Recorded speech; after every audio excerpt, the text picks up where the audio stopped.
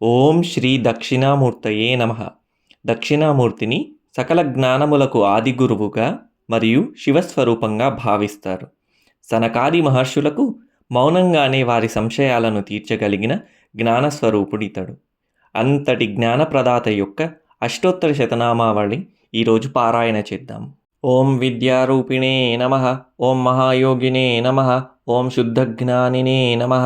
ఓం పినాకధృతే నమః. ఓం రత్నాలంకృత సర్వాంగినే నమః.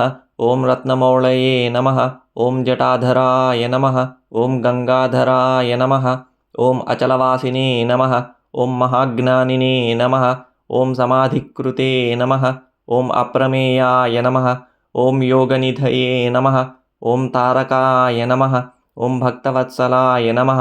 ఓం బ్రహ్మరూపిణే నమః. ఓం జగద్వ్యాపినే నమః. ఓం విష్ణుమూర్తయే నమః. ఓం పురాతనాయ నమః. ఓం ఉక్షవాహాయ నమః. ఓం చర్మవాససే నమః. ఓం పీతాంబరవిభూషణాయ నమః. ఓం మోక్షదాయినే నమః. ఓం మోక్షనిధయే నమః. ఓం అంధకారయే నమః. ఓం జగత్పతయే నమః. ఓం విద్యాధారిణే నమః. ఓం శుక్లతనవే నమః. ఓం విద్యాదాయినే నమః. ఓం గణాధిపాయ నమః. ఓం ప్రౌఢాపస్మృతిసంహర్త్రే నమః. ఓం శశిమౌళయే నమః. ఓం మహాస్వనాయ నమః. ఓం సామప్రియాయ నమః. ఓం అవ్యయాయ నమః. ఓం సాధవే నమః. ఓం సర్వవేదైః అలంకృతాయ నమః.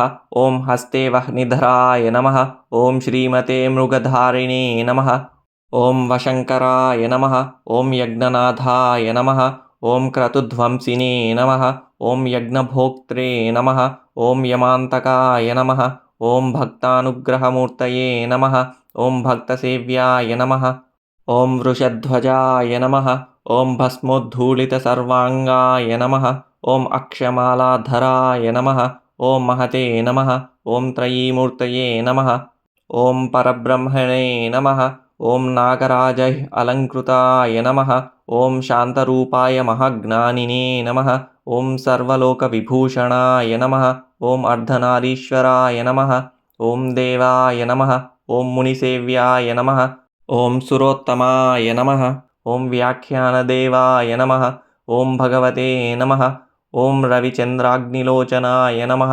ఓం జగద్గురవే నమః. ఓం మహాదేవాయ నమః. ఓం మహానందపరాయణాయ నమః.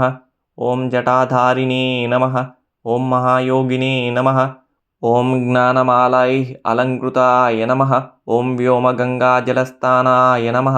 ఓం విశుద్ధాయ నమః. ఓం యతయే నమః. ఓం ఊర్జితాయ నమః. ఓం తత్వమూర్తయే నమః. ఓం మహాయోగినే నమః. ఓం మహాసారస్వతప్రదాయ నమః. ఓం వ్యోమమూర్తయే నమః. ఓం భక్తానామిష్టాయ నమః. ఓం కామఫలప్రదాయ నమః. ఓం పరమూర్తయే నమః. ఓం చిత్స్వరూపిణే నమః. ఓం తేజోమూర్తయే నమః. ఓం అనామయాయ నమః. ఓం వేదవేదాంగతత్వజ్ఞాయ నమః. ఓం చతుషష్టికళానిధయే నమః. ఓం భవరోగభయధ్వంసినే నమః. ఓం భక్తానామభయప్రదాయ నమః.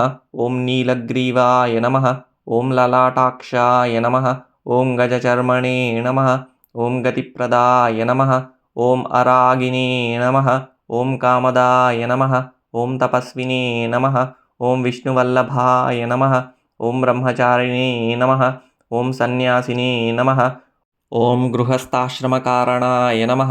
ఓం దాంతాయ నమః. ఓం శమవతాం శ్రేష్ఠాయ నమః. ఓం సత్యరూపాయ నమః. ఓం దయాపరాయ నమః. ఓం యోగపడ్డాభిరామాయ నమః. ఓం వీణాధారిణే నమః. ఓం విచేతనాయ నమః. ఓం మతిప్రజ్ఞాసుధాధారిణే నమః. ఓం ముద్రాపుస్తకధారణాయ నమః. ఓం వేతాళాదిపిశాచౌఘ రాక్షసౌఘ వినాశనాయ నమః. ఓం రోగాణాం వినిహంత్రే నమః. ఓం సురేశ్వరాయ నమః. ఇతి శ్రీ దక్షిణామూర్తి అష్టోత్తరశతనామావళి సంపూర్ణం.